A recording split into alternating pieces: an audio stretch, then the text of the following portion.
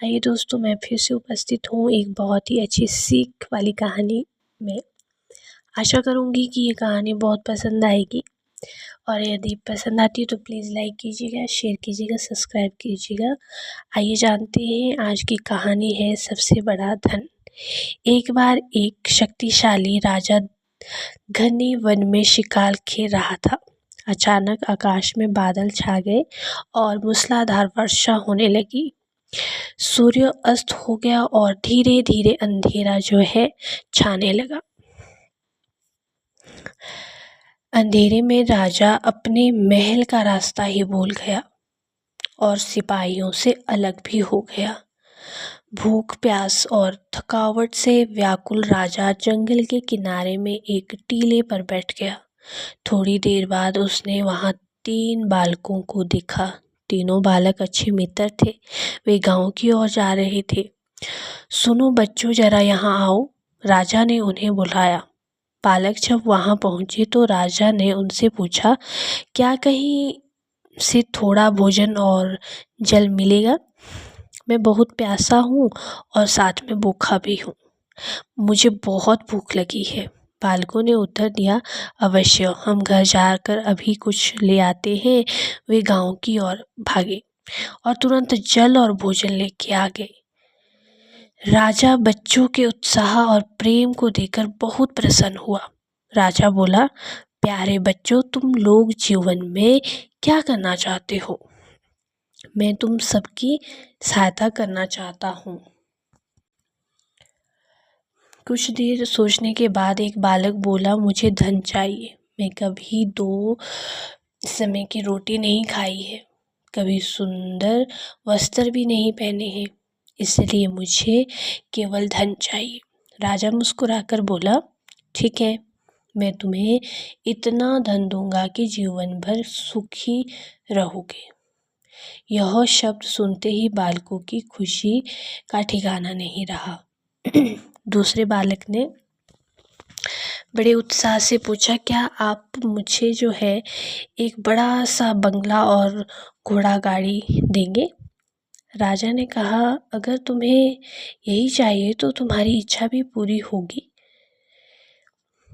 तीसरे बालक ने कहा, मुझे ना धन चाहिए, ना ही बंगला गाड़ी चाहिए, मुझे तो आप ऐसा आशीर्वाद दीजिए जिसे मैं पढ़ लिख कर जो है बड़ा विद्वान बन सकूं और शिक्षा समाप्त होने पर भी अपने देश की सेवा कर सकूं। तीसरे बालक की इच्छा सुनकर राजा बहुत प्रभावित हुआ। उसने उसके लिए उत्तम शिक्षा का प्रबंधन किया। वह परिश्रम बालक था, इसीलिए दिन रात एक करके उसने पढ़ाई की और बहुत अच्छा और बहुत बड़ा विद्वान बन गया। और समय आने पर राजा ने उसे अपने राज्यों में मंत्री पद पर नियुक्त भी कर लिया। एक दिन अचानक राजा को वर्षों पहले घटी उस घटना की याद आई। उन्होंने मंत्री से कहा, वर्षों पहले तुम्हारे साथ जो 2 बालक थे, अब उनका क्या हुआ और उनका हालचाल भी कैसा है? मैं चाहता हूँ कि एक बार फिर से एक साथ तुम तीनों से मिलो अथवा कल अपने उन दोनों मित्रों को भोजन पर आमंत्रित कर लो। मंत्री ने दोनों को संदेश भिजवा दिया और अगले दिन सभी एक साथ राजा के सामने उपस्थित हो गए। आज तुम तीनों को एक बार फिर साथ देखकर मैं बहुत प्रसन्न हूँ। इनके बारे में तो मैं जानता हूँ, पर तुम दोनों अपने बारे में बताओ। राजा ने मंत्री के कंधे पर हाथ रखते हुए कहा। जिस बालक ने धन मांगा था वह दुखी होते हुए बोला, राजा साहब, मैंने उस दिन आपसे धन मांगा, बहुत बड़ी भूल हो गई थी। इतना सारा धन पाकर मैं आलसी बन गया और बहुत सारा धन बेकार की चीज़ों में खर्च कर लिया। मेरा बहुत सा धन चोरी भी हो गया और कुछ 1 वर्षों में ही मैं वापस उसी स्थिति में पहुंच गया था। उसमें आपने मुझे देखा था। बंगला गाड़ी मांगने वाले बालक भी अपना रोना रोने लग गया। महाराज मैं बड़े ठाठ से अपने बंगले में रहता था, पर वर्षों पहले आई बाढ़ में मेरा सब कुछ बर्बाद हो गया और मैं अपनी पहले जैसी स्थिति में पहुंच गया। उनकी बातें सुनकर विवाद राजा बोले, इस बात को अच्छी तरह से गांठ बांध लो कि धन संपदा सदा हमारे पास जो है नहीं रहती।